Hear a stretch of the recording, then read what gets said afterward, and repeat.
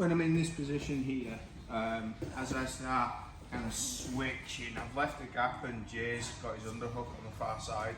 Yeah, so that's one trigger where I've tried to switch to my broken Keze and his underhooks. The other one is when I'm in side control.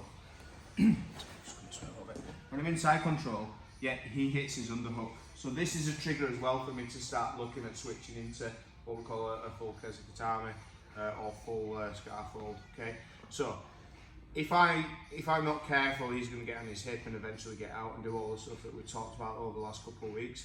So what I'm going to do is I'm going to switch to a Keze. Okay, so this arm's going to go underneath the head.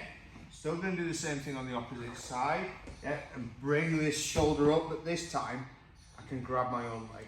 Okay, so this helps stabilize us a lot more. One of the things again, and especially with this position, tend to see a lot of people lift the hip up. Yeah, so keep that badoink back there. Yeah, don't start lifting it up in the air. I can't think of any more rhymes. All right, but from here he starts bridging. It's a lot harder for him to move me because I've got this arm control in here, got this foot stopping me going that way, this foot stopping me this way.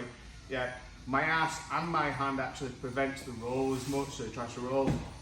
So having that connection, more connection to the body as well as the weight back here, it kind of prevents.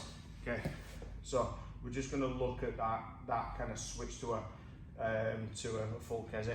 Full Keze sometimes can look like a bit of a stalling position, but from an MMA point of view, we can start punching. You know, and this is a really good place to start. You know, creating a lot more pressure, which we'll talk about in a second. Okay, so a trigger. Okay, underneath. Shit, I need to do some arm wraps. Control the opposite arm, and then underneath, and just let your weight ride in the game. Just have a little play. Yeah, so as well as his hips, you might bring this hand in my face. Yeah, so just get used to kind of just having your head down like that as well. Okay, because it always happens. Yeah, when you've got that arm trapped, you've got pressure on there, the hand will always come up to try and push you away. Okay, so but no, stop. 1, 2, 3.